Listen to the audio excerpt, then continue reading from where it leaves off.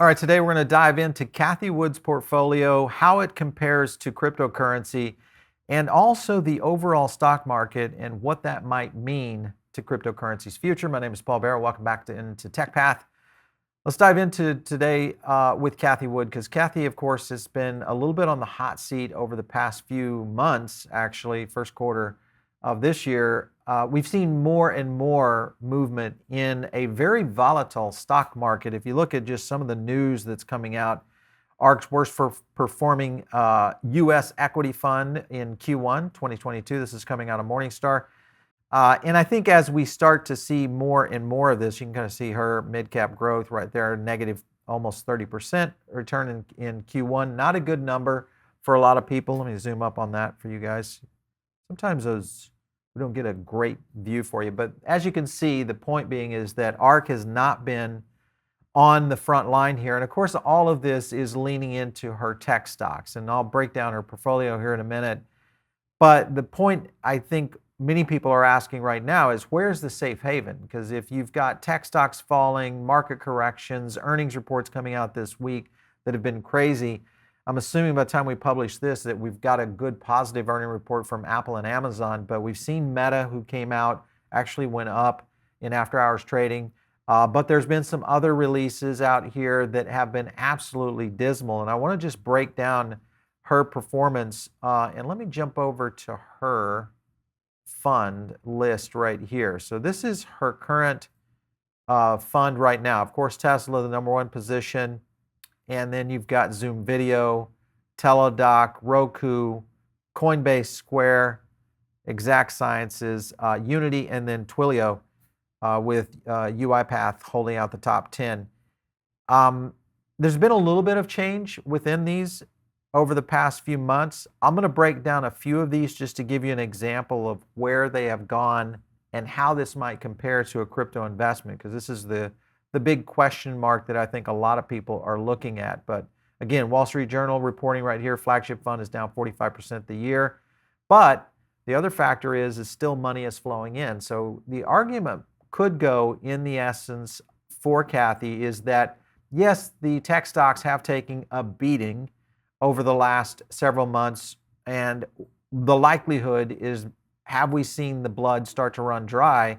And will we start to see tech maybe reposition over the next year? Now, the question is, can this recover in the next year with tech continuously being hit over and over again, and with potentially a lot of shifts starting to move toward Web3 and where blockchain is going? So that's a real big question I think that a lot of people are looking at, of understanding of how this might look out. And if you look at where Cathie's position is, she is kind of going against the tide. This is a good article right here on Tip Ranks that basically says, hey, you know, Cathie has a lot of really good blue chip stocks in her portfolio. You saw the list.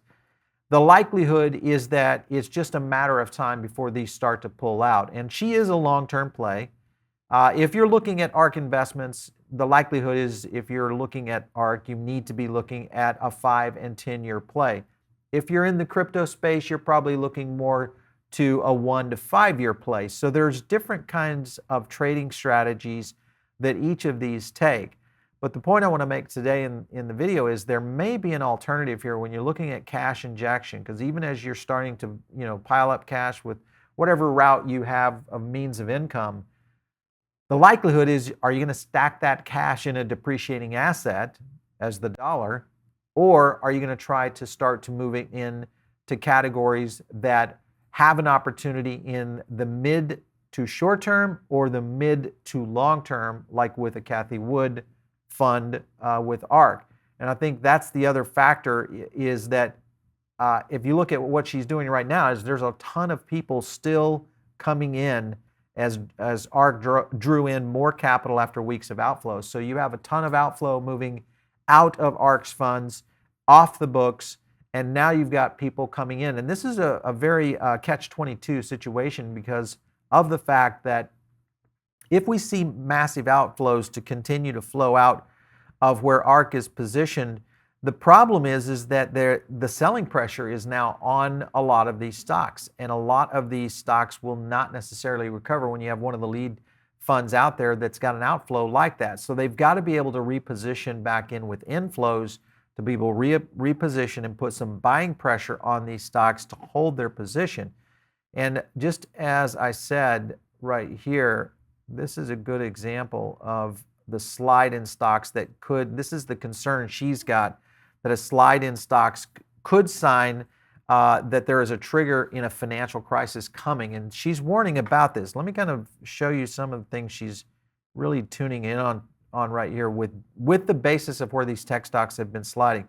Sharp drops in the stocks and bonds, more important, is a warning sign the Federal Reserve could trigger a financial crisis by hiking interest rates aggressively. This is something that we've continued to talk about here on the channel. And we've had Mark Yusko on a couple of days ago, had a great video on, check that out, because it really kind of goes to this point that she's leaning in on, and that is if we can see the slowing CPI, even if CPI goes up in the next report, could we see the Fed start to slowly trim the basis points increase and possibly go to a flat or zero increase and maybe retract by end of year to be able to offset that? Because if you look at where the S&P is right now, S&P 500 slid 2.8 on Tuesday. This, of course, as stock and earnings, a lot of people were worried about it. The benchmark U.S. stock index was down almost 10% over the last month.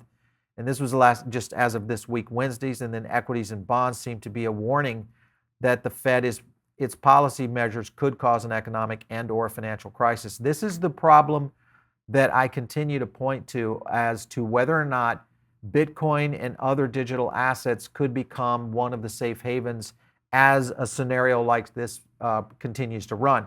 And if you look again at the list right here, Tesla holding in right here, #1 position, Zoom Video, Teladoc, Roku, and Coinbase. And I'm going to show you each of these charts and then compare this in to what's happening on Bitcoin.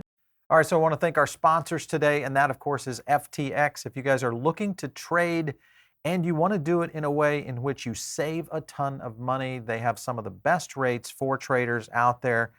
A lot of other things are happening with FTX as well, and that, of course, is their NFT marketplace and a ton of access when you're looking at building a portfolio and you want to look at someone to build it on. FTX is definitely one of the places for you guys to go. Make sure and check out the link below to get access to some of the discounts for FTX. Help the channel out. So here's Tesla's chart right here. We'll do a quick run from their all-time high, which was right at 1225. Tesla, of course, took a huge hit this week because of the news with Elon acquisition. So right there, you've got a negative 32% from its all-time high. Not a bad situation under the current scenarios that we're seeing in other tech stocks. A good example, her #2 position, this is Teladoc. Now you look at Teladoc, it's a different story. This is a whole different story right here. Again, another sell-off today.